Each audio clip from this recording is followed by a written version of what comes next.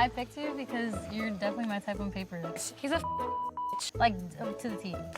Yeah. You're a like for sure. 100%. I don't like gassing men up.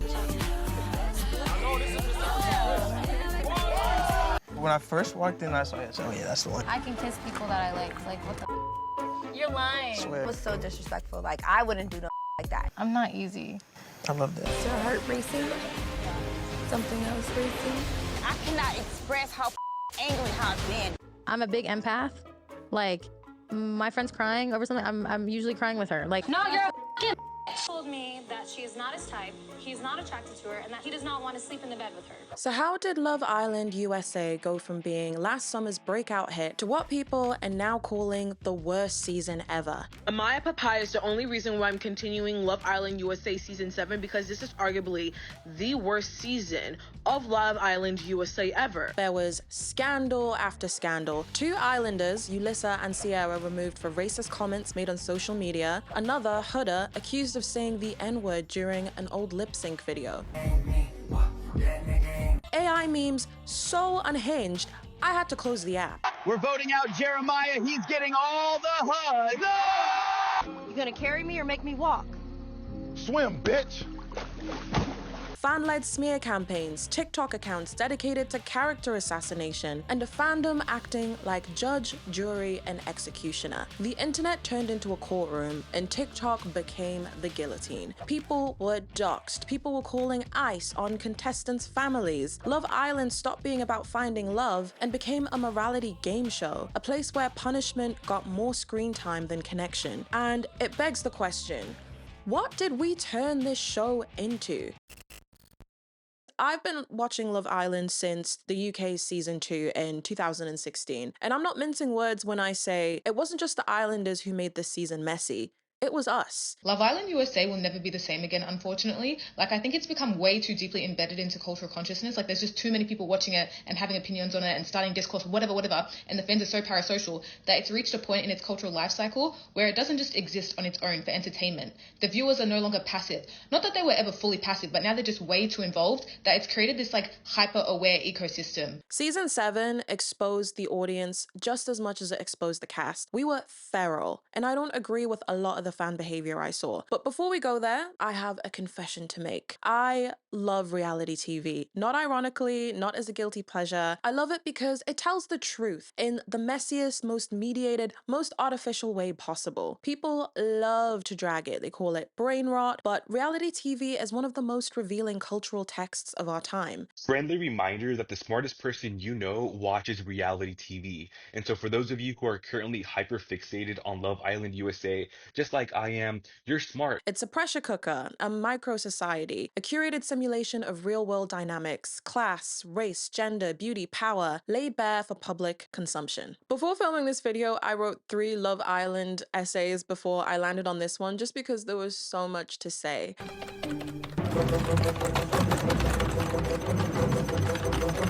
And it's personal. When we watch shows built on love or chaos or social strategy, we don't just judge, we project, we reflect, we react, we see our traumas, our coping mechanisms, our dating patterns, and our rules for love, even the ones that we swear that we've outgrown. That's why we have such visceral reactions to it. That's why you scream at the TV when you think someone's being love bombed, because your last situationship did that to you. Oh, brother, this guy stinks! But this season in particular went further than any other I have seen, because the audience didn't just watch the show, we became a contestant in it, and one of the most unhinged and problematic. If Shelley and Alandra are mean girls for like 10 minutes of a reality TV show episode, what does that make you? The person sending death threats, the person doing character assassinations, going to people's pages being like rah rah rah rah, making fun of people's appearance, making racist remarks. Like, you're not a mean girl vigilante, you are the mean girl. And guys, I've been saying the mean girl in the villa, it's not Huda, it's not Alandra, it's not Shelley, it's you, the audience. The villa was not just shaped by producers or in-game alliances this time, it was shaped by us, our projections, our sympathies, our outrage. Islanders adapted their behavior not just to survive the show, but to survive us as viewers. Love Island stopped being a love story and it became a control game. We didn't reward vulnerability, we punished deviation from our own scripts of morality. The Islanders players were hyper aware, they were overperforming, and they were emotionally burnt out from, being under surveillance 24/7. And the fans were divided, obsessive, and extremely messy online. Shelly and Ace have both released statements online speaking on some of the abuse they've received and also thanking fans for their support. Let me tell you something. Huda could say the N-word right now, and I still wouldn't like Shelly and Alandria. And to that girl Nadia, you have no right to defend Shelly and Alandria because it's due to your actions that helped contributed to this disgusting and just completely abhorrent racism that Shelly and Alandria are experiencing right now. One Redditor put it best. This feels like late-stage capitalism island. And they weren't wrong, because this season revealed a lot of things. The importance of optics in the villa, emotional performance under surveillance, and about how the audience became the most powerful and the most volatile player in the villa.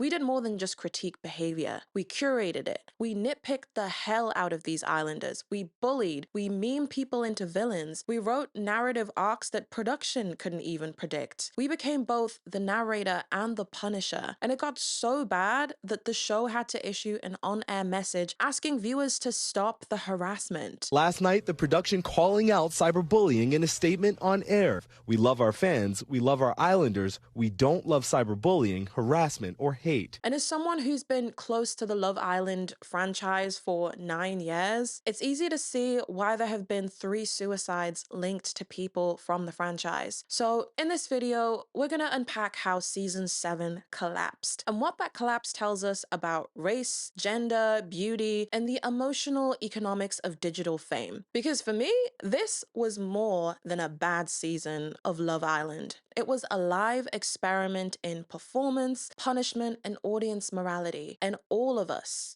were playing the game, honey. I've got a text!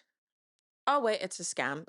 I'm the kind of person who lives for loyalty programs. I sign up to all of them. And on my birthday, I go full scavenger hunt in my inbox and I claim every single freebie because it is hard out here. But there was this one time I signed up to one and I started getting these random calls from strangers right in the middle of Love Island too. Annoying. They were from international numbers from all sorts of places, Australia, America, even the Philippines. And they sounded really nice, even though they were obviously trying to scam me. Very give us your bank details and you'll ascend beyond capitalism energy. And I'm the kind of person who can't hang up on someone without feeling bad. I'm out here emotionally supporting my scammer through his pyramid scheme. So when I found Incogni, I felt like someone had voted the scam calls out of the villa. Basically, companies are out here collecting and selling your personal information without you having any idea. Things like your full name, your email, your home address, gender, phone number, education, your relatives, your SSN, your employment history, even your shopping habits. It's all for sale. And you can ask them to delete it, but it would take you ages. I'm talking years. So Incogni does it all for you automatically. They contact the data brokers, argue back, and keep you updated through your dashboard. Because yeah, I was definitely not going to do that myself. And now they've leveled up because with their new unlimited and family unlimited plans, you get custom removals. Find your info on a creepy people search site? Just point it out. Incogni's privacy agents will remove it for you. I checked my dashboard a week in and boom, dozens of removals, less spam, fewer weird emails, and a drop in awkward scam calls mid-Love Island episode. Thank God, my social anxiety could not handle it anymore. So I'm looking at you.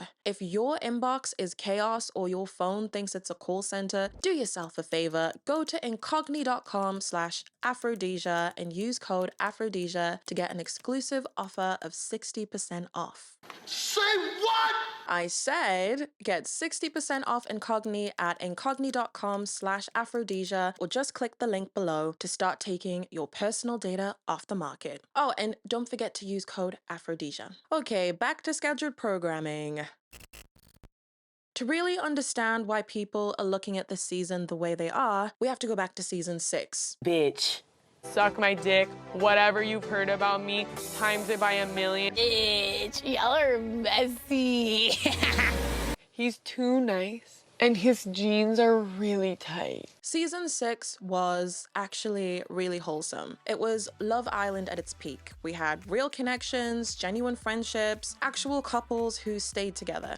Even the emotional drama had payoff. It felt earned and not just chaotic. There were arcs, there was growth, there were funny moments, learning moments. In TikTok, it was mostly just cute edits of people falling in love and doing dumb dances in the dressing room. There were stakes, there was structure. The show had a center. It knew what it was trying to be. But during season 7, that center collapsed. From the very beginning, the format felt broken. There were 4 key forces that helped define that collapse, in my opinion. Racialized desirability, who gets grace, who gets villainized, whose softness is protected, and whose emotions get punished. Gendered morality, we saw this again and again. Who gets to express anger, who gets labeled toxic, who gets called a girl's girl, and who gets iced out for stepping outside the box. Audience surveillance, obviously a big one. This season, the public wasn't just watching, we were shaping, punishing, rewriting the show in real time, and emotional performance as strategy. Feelings, they were curated and framed and optimized for virality. Emotional labor became gameplay. It started off looking pretty normal. We had bombshells, cringe flirting, a few early frontrunners, but then came the slew of scandals. Yulissa got dumped so fast I forgot that she was even on the show after her racist tweets resurfaced. And just 1 week before the finale, Sierra Ortega was removed after anti-Asian slurs came out. Yeah. Her family had to ask the public to stop sending death threats. But the intensity wasn't just happening outside the villa. The villa itself was a pressure cooker. This can't be true! Emotionally, morally, and strategically. Dumpings were erratic, power kept shifting, challenges meant nothing, recouplings stopped having consequences, and somehow the audience had more influence than the show itself. It's been a really tough season for a lot of reasons. I think for them, for Islanders who were eliminated, I think for me, there's been a lot of stuff that's just been crazy. The game wasn't about love anymore. It was about survival. And even then, no one knew the rules. The Love Island formula that I had grown used to, even started to find a little bit predictable, was suddenly gone. And in its place, a messy, formless experiment with no emotional logic. Here's what I mean. Couples weren't encouraged to stay together. Savage dumping split people up constantly, preventing people from forming lasting relationships, and Islanders were told to stay open and explore to the point that fans started calling it Friend Island. There were no real romance arcs, hardly any cute dates, barely, I want to couple up with this guy because moments. Just endless mingling and talking about nothing. And because of this, Casa Amor, one of Love Island's most pivotal plot devices, I can't hear shit. Oh my fucking god. got completely gutted because there were no real stakes. There were no, couples. And by the last week, we still had Islanders exploring with 0 couples to root for outside of Nick and Sierra, who obviously got split apart by racism. Movie night was cancelled, and this season really needed one. With all of the side chats and manipulation and backstabbing, it would have exploded the whole show. We want Free Willy. You can whisper that in my ear later. There's a lot of sexual tension, isn't there? Maybe. I think you do bring out like a cheeky side in me. Yeah. I feel like I gravitate towards you a little bit. Yeah. You make me nervous. I don't want trouble. So what are you doing? Sorry. Don't apologise. That is naughty. It ended good, it ended really good. Like, he realised what mistake he made and he said he loved her. Did you actually touch his dick? Jesse, did you not see that? Tried to cuddle me in bed and I went, that's naughty, that's not what's going on. Swear to God. Instead of letting viewers vote who to dump, they would always let Islanders save someone. There were very few recouplings, no good speeches, no suspense. Bombshells weren't even bombshelling. And one of the biggest criticisms that a lot of fans made is that they cast influencers instead of regular people, like Ace, who already had a TikTok following and gave Short King choreographer energy, or Sierra Ortega, who walked in with a verified Instagram and a manager, people who clearly understood the game before stepping foot in Fiji. What are you doing? Unlike season 6's raw characters, they came ready to perform. The result was a villa engineered for conflict, clout, and chaos, not connection. Islanders were hyper aware of being watched. They were performing, calculating, influencing, and being influenced. What made these early seasons so special in Love Island was that it felt like normal people were showing up and just being awkward and raw and messy and themselves, real. This year, everyone knew the game. Most people had a brand ready to go, and the viewers didn't like it and ended up rewarding Islanders who came across unfiltered, like Amaya Papaya and Huda. Come, be unbothered, come. I am unbothered, I'm relaxed. In the long list of things that doomed this season, we saw the show start to throw things at the wall with no plan and go against Love Island formula that had made the franchise so loved in the first place. They took away all of the mechanics that helped build tension, connection, and romance, and replaced them with chaos. A format that used to be about emotional progression from flirtation to connection to trust just became a chaos machine with no emotional logic. And into that confusion came us, the fans, the viewers, the Reddit thread runners, the TikTok detectives, the parasocial prosecutors.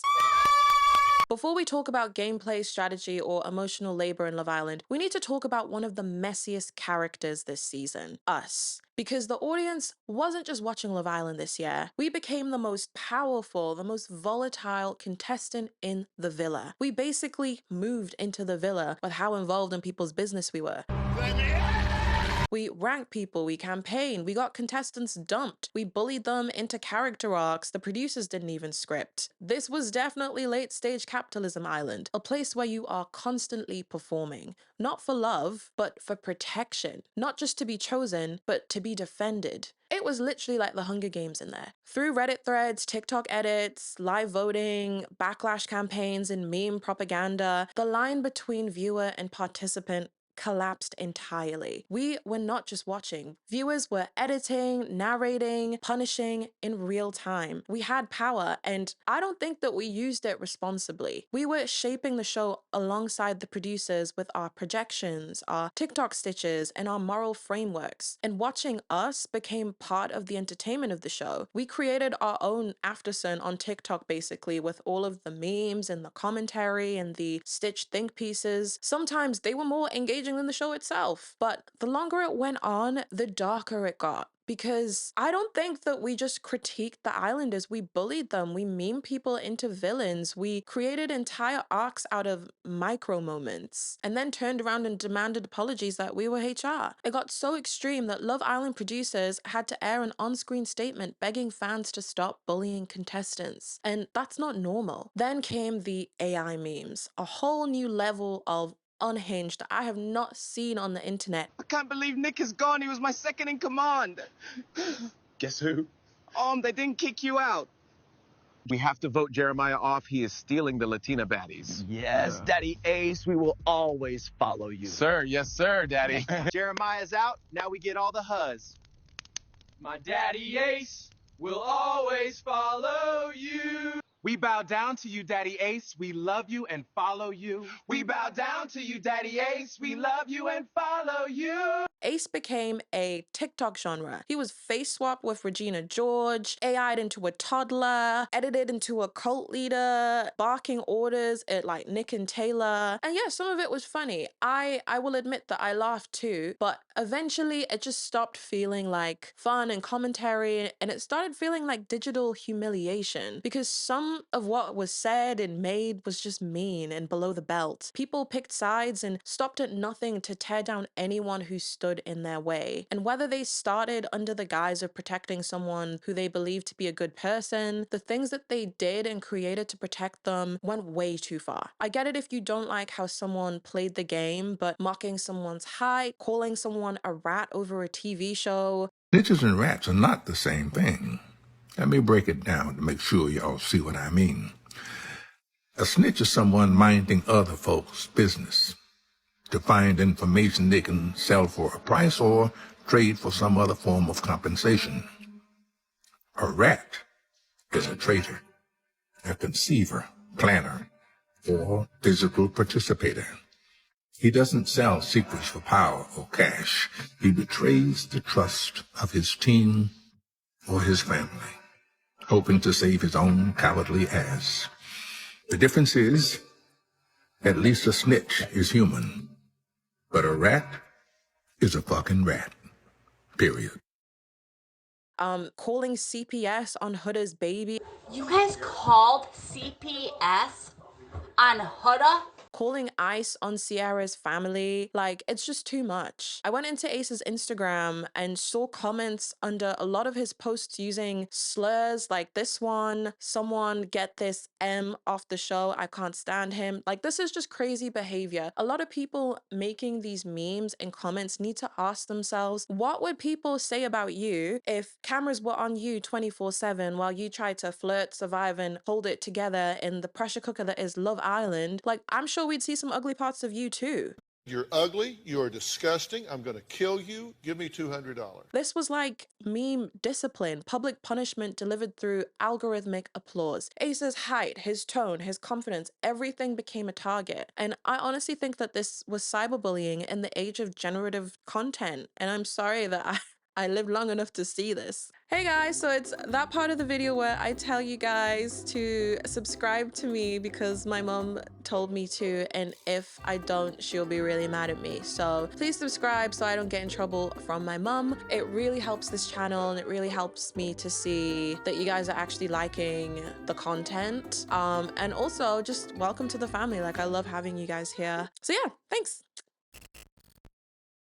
Okay, so that's a lot of setup, but let's start looking at how this stuff actually played out in context. Let's talk about Huda and Jeremiah. Flash. He's a fucking bitch. What'd you say? Because of the fact that he had a great day with Iris, because of what we're going through, he's using her as a fucking scapegoat so that he can fucking stay in the game. Wait, what are you I talking just about? sat there and listened to every fucking thing he was fucking saying. The drama that got a lot of people hooked onto the season. So they started strong. It felt like they were genuinely into each other. Jeremiah showed interest in Huda from the beginning, even only accepting a cheek kiss from Yulissa, which people ended up calling love bombing. It was the kind of early connection that had people thinking that it was going to be endgame.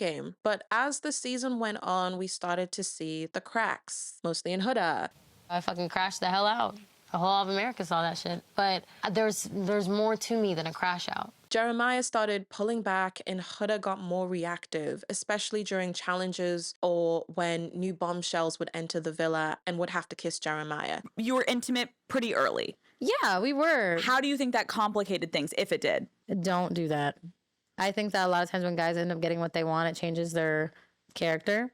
Like, when I would ask him to do, like, nice things for me, because, like, a lot of the guys in the villa were doing really cute, thoughtful things for their girls and couples, and they weren't even on the level of, like, intimacy as we were. Love bombing, like, hey, you know, you got what you wanted. Sorry, but some of us really need to understand what love bombing actually means. Love bombing is a manipulation tactic characterized by excessive displays of affection, attention, and gifts early in a relationship. It's a way to quickly create intense emotional connection and dependence, often leading to controlling or abusive behavior later on. When I look at this and I look at what transpired between Jeremiah and Huda, honestly, to me, it looks like Huda was the love bomber and she was doing all of this stuff for Jeremiah. She was having sex with him because she wanted to control him. And then when it didn't go her way, she turned abusive. Oh, you're a fucking bitch! So I think it's interesting how people are calling Jeremiah a love bomber when I honestly think that it was Huda. And then obviously now that we've learned about her really traumatic childhood story and the things that happened with her dad, it does seem like a lot of those patterns come through in her relationships and with what we saw on Love Island, like wanting gifts and attention and equating that to being loved and, you know, being intimate with people very early on. Like, it does seem to match up with her origin story. And I do think it's really awful what she went through. But again, I don't think that is an excuse to be abusive in your relationship. And I think it's interesting because when we talk about women doing these things, we do not hold them to the same standard. I'm stealing your man. I have to do what I have to do. He's not very distracted. I'm not gonna lie, it was fire. Like, I remember, like, when I went to pull back, and then she pulled me back in. I was definitely a good kiss. She basically marked her territory. That bitch is fucking messy. And was absolutely horrible to the new bombshells that showed interest in Jeremiah unprovoked. She was controlling. You're always like, if I'm standing here, how do you usually hold me, Jeremiah? Okay, but it doesn't No, look at me right now. How do you usually hold me, Jeremiah? I'm not gonna hold you the same way every time. I'm not doing all the drama, bro. And you could literally see Jeremiah starting to shut down and basically get the ick from all of this behavior. Commenting on it? This is why I don't want to tell them nothing. Okay, okay, bring it down. When I'm talking to you, you're just, I should be the one you confide in. I should be the one that's there for you. We're having a best friend. And I wasn't finna... He felt like he was being controlled and he wasn't the best at communicating it. Behind the scenes, you had this trio, Ace, Taylor, and Nick, whispering in Jeremiah's ear. You know, you locked in too soon. You need to stay open. You need to start exploring other connections. And at first, Jeremiah resisted, but eventually, after all of Huda's theatrics, he ended up listening to them. And when the public voted for him to recouple with Iris, Huda lost her ish. What? Congratulations, Iris and Jeremiah. Iris, you can go take a seat next to Jeremiah. What the fuck? Like, makes no sense. You're good, babe. Huda, how are you feeling? Like I got slapped in the face. I think it's fucked. By America, you think? Yeah, by whoever voted, yeah. For that, yeah. Yelling, crying, name-calling. It was actually horrible. And I think Huda stans have downplayed just how bad this behavior was. And a lot of people were divided on the situation. One side said that Jeremiah love-bombed her and dropped her once she got emotional. The other side said that he was trying to leave a dynamic that felt toxic and unhealthy. And I agree with that because it was very toxic and unhealthy. He kept saying that he didn't want drama and he just wanted to be in a healthy connection. And honestly, a lot of people agreed with him and he got a lot of love outside the villa. But at some point, the fight wasn't even about them anymore. And then there was Ace, the villa's unofficial CEO, emotional strategist, and low-key Mean Girls ringleader, at least according to social media. He was built, he was well-groomed, attractive, but let's be honest, he gave Short King with something to prove energy. And he teamed up with Nick and Taylor, and together they formed this little micro power block. It's time for war. We're voting out the 6'7" guy. Let's do it, Daddy Ace. Let's do it, Daddy Ace. He's tall, but not safe. but not safe. And together they started shaping the narrative in there. But the moment that really turned the public against him was the Jeremiah vote out. Here's what happened. Jeremiah had just recoupled with Iris, but he was getting on with Bombshell Angelina, who came in hot. Like literally like, I'm here to take your man after blah, blah, blah, blah, blah, blah, blah. I'm stealing your man. I have to do what I have to do. After he was trying to find his feet after Hudagate. Then came a surprise public vote for the public's favorite islander, and Jeremiah landed in the bottom group and was vulnerable. And the boys, Ace, Nick, and Taylor, had the power to decide which boy stayed, and Jeremiah was voted off in a decision that shocked everyone. There's no right answer to this, and there's no wrong answer to this. You know, seeing what America sees, seeing the way each person has, you know, moved in here when they got in here. This is nothing personal. We put friendships all aside and just base it off like the bigger picture and the facts and everything we've been seeing. So the boy we want to dump is Jeremiah. Yeah. The second that Jeremiah kissed Andrina, he became a threat, and the trio basically voted him out to save themselves. I think that's the type of person he is. How I feel about it is his type came through the door. He's exiting off everybody who's near him. Also, yeah, that's a friend. We just strictly friends. Zooming in on one person, and it's repeating a cycle. The same thing he did with Huda. TikTok lost it. People clocked everything immediately. These boys were strategizing, and they were trying to control the board, and the audience saw everything. Then came the memes. Absolutely unhinged. And some of it at the time, like I said before, it was funny. I'm not gonna lie, I laughed. But it just turned really cruel really fast. Ace got memed into a full-blown villain, and every possible insecurity, his height, his tone, his leadership, his style, became viral content. And I'm honestly really sad that Ace has to come out of the villa and see all of that, because I don't think he really deserved it given the situation. But what I find interesting about this whole situation is that even though Jeremiah had so much public sympathy, so much so that people turned the entire boys alliance into a TikTok villain origin story, Huda, the very person that he had all that drama with, got a redemption arc. People understood her emotional spiral. They empathized. They gave her grace. They said that, you know, she was young and she was overwhelmed and she's growing in the villa and she snapped. She's human. And honestly, like, that's fair enough. She is a human. But I just think it's funny that Ace is still the villain and is still fair game and still the one that we're allowed to clown, roast, and dehumanize. And that's why you start to see the double standard. Who gets to be complicated and forgiven, and who gets memed into oblivion without any nuance allowed. And I think race plays a big part of that, and gendered morality plays a part in that as well. And so does the question at the heart of this whole season. Who gets grace and who gets punished according to the public? Sisterhood as strategy. The girl who cried girl code. Now let's get into the sisterhood. Season 6 gave us something rare. A trio, Serena, Leah, and Jaina, aka PPG, whose friendship felt genuine and built over time and rooted in emotional care. Like they were genuinely like besties. No, he's sweet. No. Exactly, I'm your girl, so I know you like that toxic shit. So what about this shit? We're real. Are you? It's even more messy how handsome that man looks.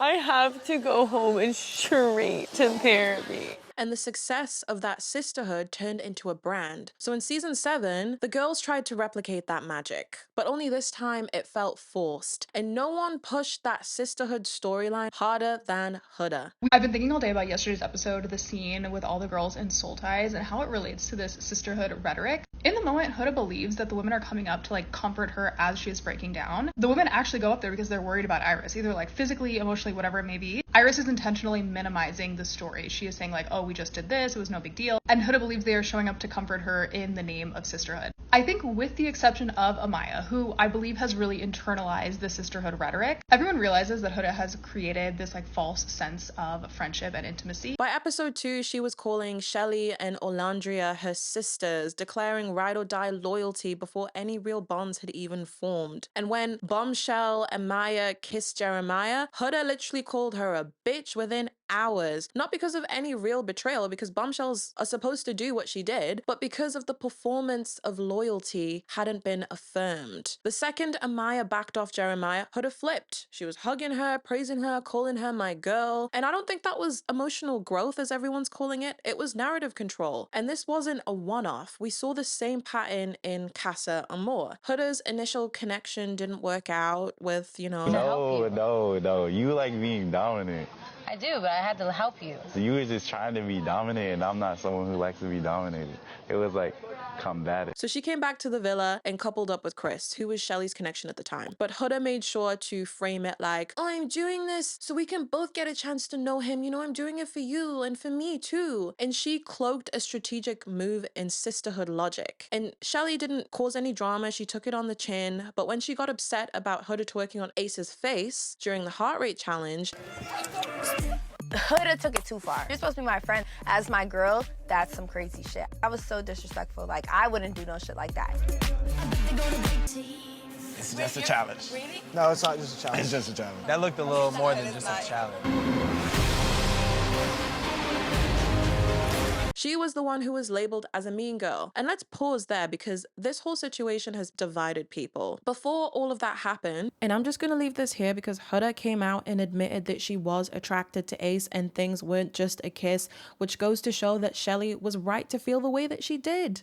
Yeah, at one point I liked him. I definitely did. Like, there was a point where I definitely found him attractive. I thought he was really cute. I did not kiss him for nothing. Huda's not a victim, and I'm so glad this interview came out because she literally said she purposely kissed Ace, and she didn't kiss him for no reason because she always found him attractive, this and that. So I see why Shelley crashed out the way she did, and then on top of that, multiple people confirmed that she sat on his face, and that's so crazy to me. And then on top of that, that's not even the worst part. She's talking about they all bullied her, they this and that, and then I just hope that, like, Shelley and Alandria stays away from her. I just found out that, like, Shelley unfollowed her, and as she should, because, like, I wouldn't want to surround myself around that type of shit, like victimizing yourself, making it seem like, oh, they're just against you and they're just doing all of this to you and you're just the victim. You're not the victim in this situation. And it's just like, I don't understand it. Like, the manipulation tactics, it's just crazy. And I'm just like, you didn't even get no PR training for this shit. Like, you just went on the interview thinking that everybody loves you since you got so many followers, this and that. Shelley had been the ethereal, non-problematic fan favorite. She was soft-spoken, she was charming, she was unbothered, she was very emotionally contained. We have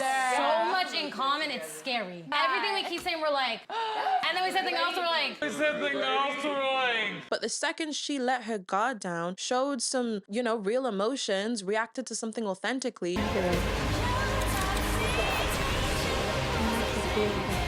she was punished. Huda could cry, isolate people, swear at people, and still get sympathy. There's more to me than a crash out. And let's talk about this shot here where Huda has bloody knuckles. She was clearly violent, she'd clearly punched something, but she still gets to have this redemption arc, whereas Shelley expressed one boundary and the fandom turned on her overnight. Shelley crashed out of the villa without a whisper of grace, and people still hold it against her. And let's be honest here, to the Huda stans, I'm talking to you. If one of your friends twerked on a guy that you were actively seeing, face, chest, whatever, even if they're seeing other people, after weeks of preaching girl code, would you not be upset? And Taylor and Clark even came out and told everyone that Huda twerked on his face, and all the islanders agreed that she went too far and Shelley's reaction was valid. But the public only listen to what they want to hear, right? Shut up.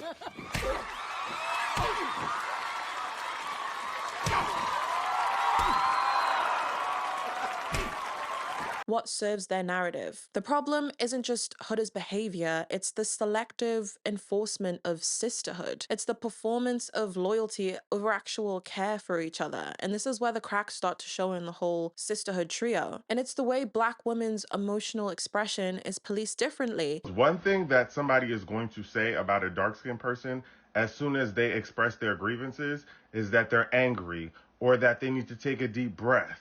And this goes back to my exact point about people weaponizing tears against Olandria and Shelley, two dark-skinned women. And the video was taken down, but it's okay because I screen recorded it before it was taken down because I knew it was going to get taken down because I said it in the comments. So here y'all go. A grammatical error on Dwight's end because Not Wilden's username is Not Wilden, and he said that I was saying it was not Wilden that I was talking about in my video because people were commenting Dwight's name, Not Wilden's name, different names, and I just mentioned that Not Wilden has me blocked. Dwight took that to say it's not Wilden who I'm talking about in this video. He completely ignored that the word blocked was in there. He didn't read the sentence, and then he got mad at me. And then he tagged me, so other people who don't think come and be mad at me over here too. And then all of you people want me to stop calling misogyny. Oh my God, I'm getting louder. Oh my God, big misogyny. You didn't even read the sentence before you started to send hate. We need to slow down. Take a deep breath. Now, just so we're all clear, she didn't answer the question, which was, why did you clarify that you were not talking about Widlin, but you didn't clarify that you were not talking about Dwight? And when I asked that in the comments section, it was crickets. And she kept saying, why are you mad? Why are you mad? Trying to make me seem like I was aggressive. And then I said, please don't tell me to take a deep breath because it makes it seem like I'm an aggressive person. Some jokes write themselves, but y'all be safe. Even in a villa that claims to value girlhood and honesty, we say we want vulnerability and we want sisterhood, but then when women show real emotions, when they drop the act, especially Black women, and set a boundary, we villainize them. And girl code, when it's being used like that, because this has happened to me, that's not sisterhood. That's a way to control people to get what you want. And another thing that we need to talk about is the Huda stans, because you guys do Olympic level backflips to defend her awful behavior.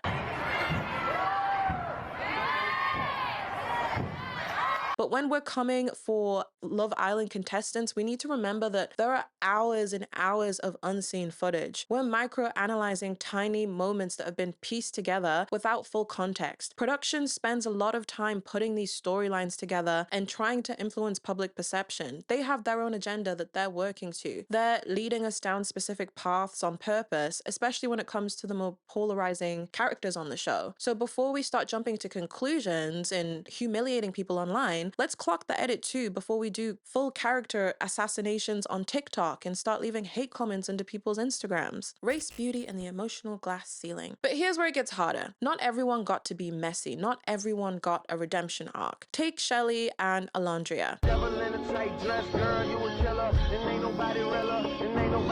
Two dark-skinned black women, kind, loyal, calm. Shelly, again, like we said before, was a very ethereal sweetheart until she set a boundary. When Huda twerked on Ace, a man Shelly liked, and Shelly said, "I'm not ready to talk right now," the fandom flipped out on her. Suddenly she wasn't graceful, she was cold, she was mean. And that one moment got her cut out of the edits, got her dragged online, basically lost her fan favor. Meanwhile, Huda, who iced out bombshells, called women bitches, called Jeremiah out of his name, manipulated group dynamics, she cried in the dressing room and she got sympathy for it. She got softness. She got to be a complex human being. Am I a terrible person? I wouldn't say you're a terrible person. It was a little much. What happened? What happened? Alondria, after holding in so much pain from being led on and embarrassed by Taylor, to getting kicked out, brought back in, and having to watch the guy that she was loyal to and thought she'd couple up with showing more affection to a girl he'd known 2 days than he had with her the whole bloody season, snapped during the mailbox challenge. To Taylor from Alondria, stand on business and stop acting like a little bitch with a smiley face. Yeah. The night of the challenge, we had a little chat. Told me like, oh yeah, when I went, I wanted to kiss you back out of respect for Clark. First of all, you never spared my feelings throughout this whole entire thing, but now you sparing hers. I don't like that. So if it was always fuck my feelings, it's officially fuck yours. So it's like you're telling me one thing, but you're moving another. I don't know what you're telling Clark, but I know what you're telling me, that you still want to explore both of us, but it does not give that. So for you to throw a whole fucking connection away that you've been building on for 3 to 4 weeks just because shit got hard, you want to jump to the next girl and she don't really know much about what you did previously. That is bullshit. You get what I'm saying? If I was moving like Taylor won't fucking be here. When Jalen was here, I reassured this man every motherfucking day he didn't do shit for me since this girl be here. I have been so motherfucking real with Taylor and I cannot express how fucking angry I've been.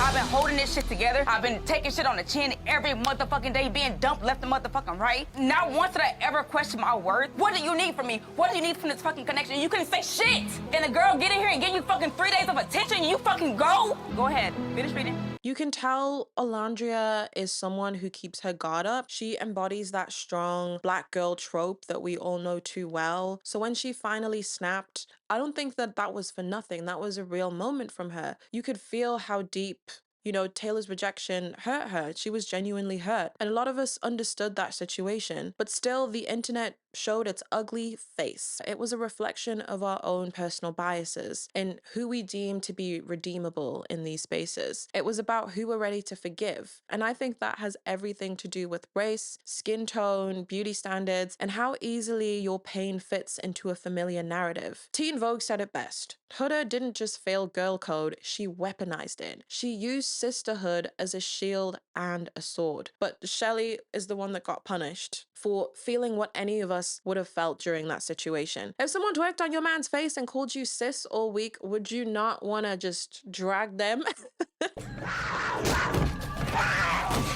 You'd be upset too. But Shelly didn't get that grace. She didn't get to have that complexity. She just fell out of fan favor. BuzzFeed's Tasty account posted this tone-deaf joke about Shelly and the internet clocked it immediately. What happened was they posted this on Instagram saying what they would make for each girl in the villa, and there was only one that was violent and distasteful. And to no surprise, it was towards Shelly, and they not only suggested giving her a knuckle sandwich, but a white knuckle sandwich. Yeah, you heard that correctly. And after the backlash, they deleted it, reposted it with a different breakfast choice for Shelly, and then tried to apologize. They decided they were now going to give her pancakes and said, we published the version of this post earlier today that was meant to ruffle some feathers, all in good fun, about a TV show we collectively can't get enough of. We referenced a knuckle sandwich in our slide about Shelly, and though it was meant to be cheeky, it landed with racial undertones that we didn't intend but should have seen coming. Tasty is meant to be a joyful, welcoming space, and this post didn't reflect that. As massive Love Island fans, we took it down, talked it through, and reworked it to be sure the jokes didn't come at anyone's expense.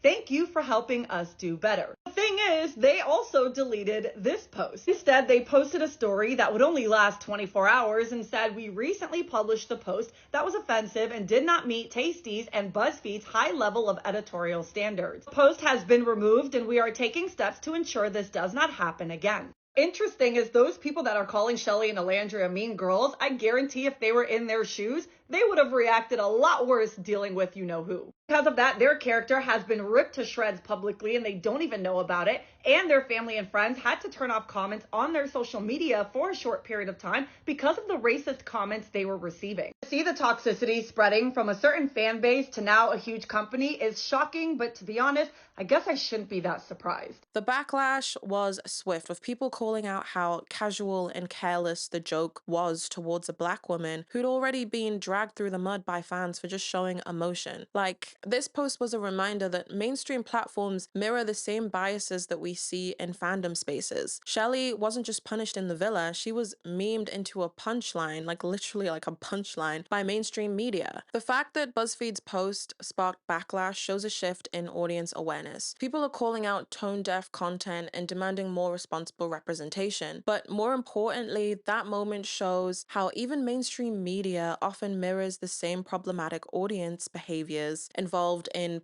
punishing marginalized voices. But if you want to see just how far the audience's moral policing went this season, look no further than Sierra. Yay! A week before the finale, she was removed from the villa. After screenshots from Sierra's Instagram story showed her using anti-Asian slurs. She issued a public apology, claimed that she was young, ignorant, and learning, but by then the internet had already decided that she was irredeemable. People were furious, and rightfully so. I don't play about racism. What she said was not good at all. I'm East Asian. I got called a C-slur 3 days ago. I watched Sierra Ortega's apology video. Here are my 3 takes. First, people are naming the harms of that slur and doing the same harm right back to her anyway. That C-slur is deeply related to the exclusionist policies, the deportation policies.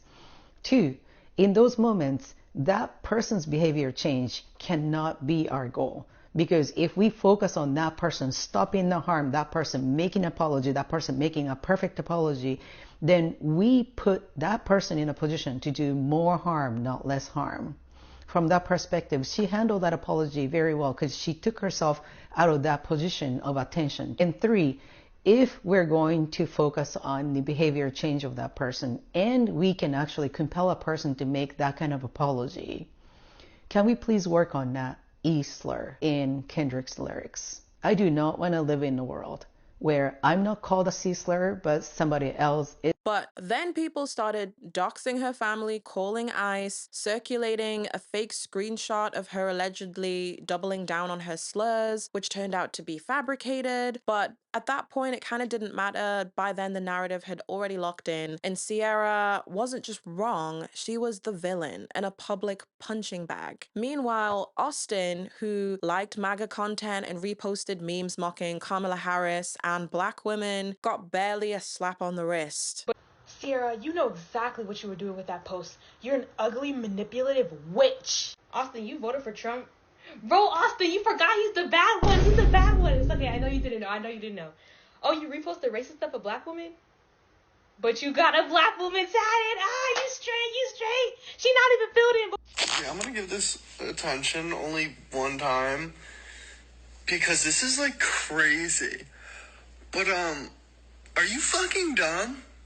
Like, honestly, are you dumb? Like, do you not think? I have a black woman tatted on my side. Use your head. Having a black woman tattooed on you doesn't mean you can't be racist. What? You do realize that you can be racist and still fetishize black women, right? This man is ridiculous. I really thought he was gonna leave the villa and try to give somewhat of an apology, even if it was half-ass or bullshit like all these fucking apologies are, including Ulysses. But the fact that he's doubling down on it, like we did not see his TikTok page where he was reposting videos specifically targeting black women. But that doesn't matter because you got a black woman tattooed on you. It's given I have a black friend. Like, no accountability, no nothing. but like Sierra's backlash was really brutal compared to theirs. They're still loved by the public to this day. So again, this wasn't just about what people did, it was about who the audience had already decided was disposable and who they didn't like. She didn't have a strong fan base. She wasn't memeable. A lot of people thought she was insincere and too media trained. So when a scandal hit, people went feral and people were just ready to pounce on her. And look, Sierra deserved to be called out. I really don't want to downplay that, but the way that it played out, like, you know, the fake quotes and all of the doxing and the celebration of her breakdown, I do think that it went beyond justice. I think that it was a fandom using outrage as sport. So ask yourself, if someone gets removed for racism, but the structure that allowed it stays the same, did anything really change? Are you really directing your anger to the right places? Or did we just pick the easiest villain, burn her, and move on? And then there was Amaya Papaya. I love Amaya Papaya. Gratitude. So feeling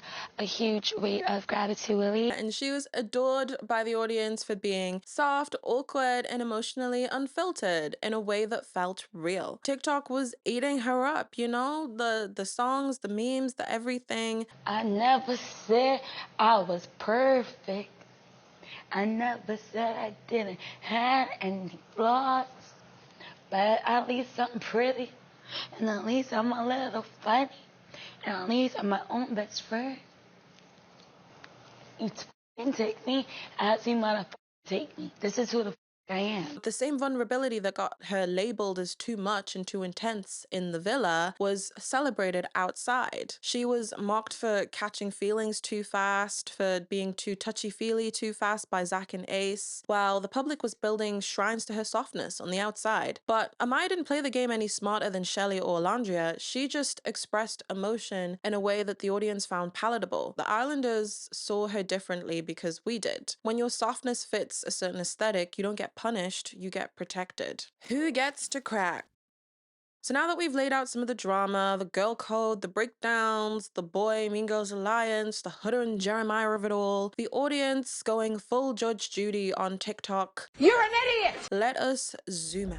If Love Island Season 7 taught us anything, it's this. The villa isn't just watched, it is policed. And TikTok has become the panopticon. If you're unfamiliar with this concept, a panopticon is an old surveillance concept, a circular prison designed so that a guard in the center can see every inmate. The inmates, however, never know when they're being watched, so they start to watch themselves. Now, replace that guard tower with a TikTok algorithm. Replace the prison with a villa, and welcome to Love Island 2025, Season 7. The Islanders weren't just performing for each other or the cameras, they were performing for us, the audience, and they knew it. They knew clips would be chopped up and stitched, sounds would be layered, glances turned into fan cams, eye rolls slowed into villain edits. Every micro expression became data. Every side comment became potential backlash. And every failure to perform growth or accountability